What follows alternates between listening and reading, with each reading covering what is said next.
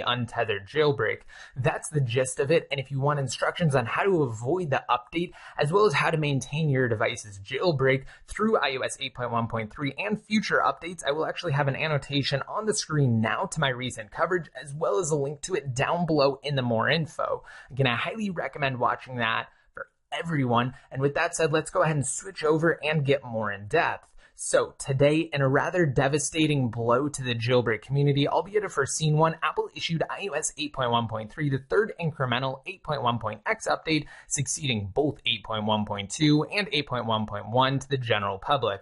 Now currently, unlike the latest firmware's predecessor, 8.1.3 cannot be jailbroken by the latest TyG jailbreak utility, which has officially been patched. Now, in light of the rather painful fact that it's currently not possible to jailbreak 8.1.3, today's news isn't all bad.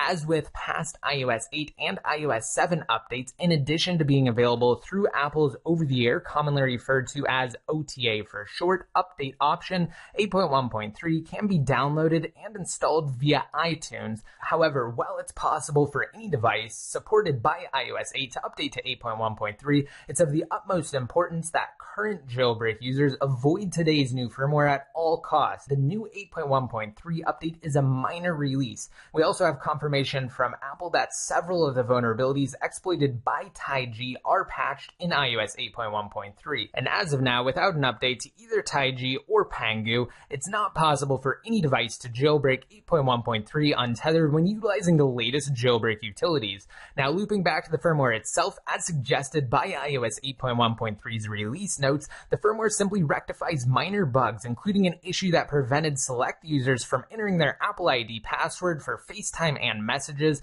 a bug that caused Spotlight to stop showing app results, which was certainly an annoying one, a complication with multitasking gestures on iPads, and a few other oddities.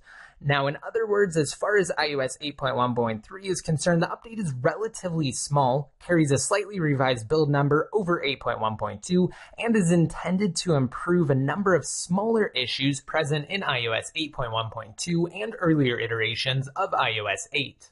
Although 8.1.3 does provide a remedy for issues that have plagued devices running iOS 8, it's recommended that all users who are currently jailbroken on iOS 8 through 8.1.2 again avoid the latest update.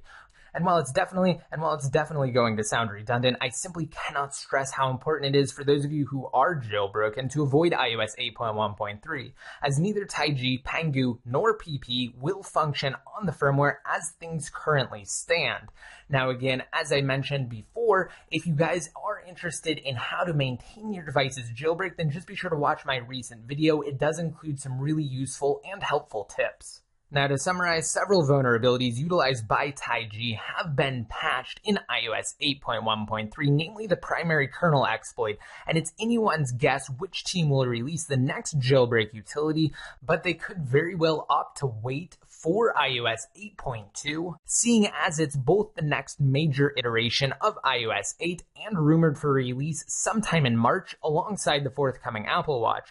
And in spite of the fact that security updates aren't really listed in Apple's official changelog for the firmware, TyG's kernel exploit, in addition to several others, were indeed patched, as stated on Apple's official security page. And let's go ahead and switch over there just so I can show you guys really quick. And that's why I didn't release this video immediately following iOS 8.1.3's release, because Apple didn't actually update their security page with iOS 8.1.3. It simply showed 8.1.2 as being the latest firmware. However, I was able to find Apple's official support listing, and when you do a search for TyG, it does confirm that they did patch several of the vulnerabilities. As you can see, we do have 4 matches on the security document here stating that these vulnerabilities have indeed been patched in iOS 8.1.3, and they do credit TyG for discovering them. So as you can see, the final one is actually the kernel exploit. As you can see, it has been patched for devices